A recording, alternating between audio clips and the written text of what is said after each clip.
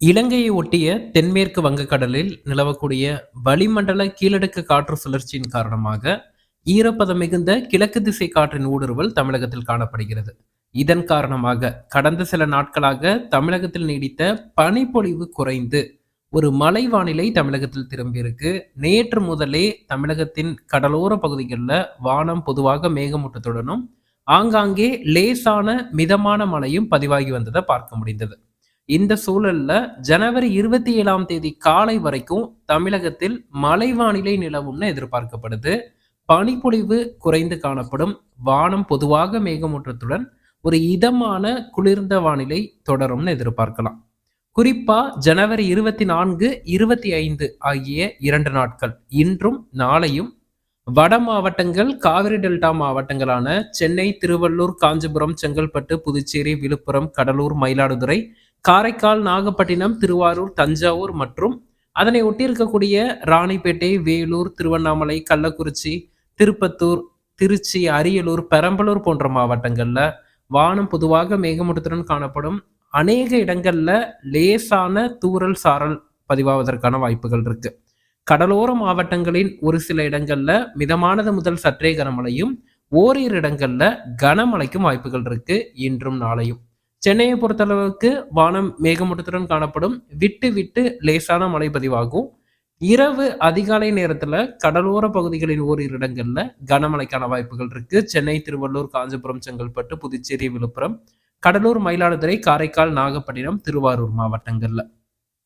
அதே போல இந்த ஈரப்பதம் மிகுந்த கிழக்கு திசை காற்றின் ஊடுருவல் காரணமாக ஜனவரி 26, 27 ஆகிய தேதிகள்ல தென் மாவட்டங்கள் மற்றும் மேற்கு மாவட்டங்கள், உள் மாவட்டங்களிலும் ஆங்காங்கே மழை எதிர்பார்க்கலாம்.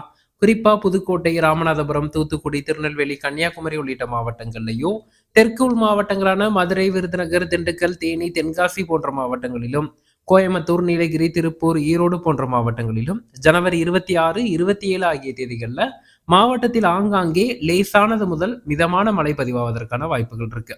மேற்கு தொடர்ச்சி மலைப்பகுதிகளான கோயம்புத்தூர் மாவட்டத்தின் வால்பாறை, சின்னக்கல்லாறு மற்றும் நீலகிரி மாவட்டத்தின் குன்னூர் சுற்று வட்டாரங்கள், அதே போல தென்காசியின் மேற்கு தொடர்ச்சி மலைப்பகுதிகள், திருநெல்வேலி மாவட்டத்தின் ஊத்து, நாலுமுக்கு, மாஞ்சோலை, காக்காட்சி போன்ற பகுதிகள் எல்லாம் ஜனவரி 26ஆம் தேதி கனமழை பதிவாவதற்கான வாய்ப்புகள் இருக்கு.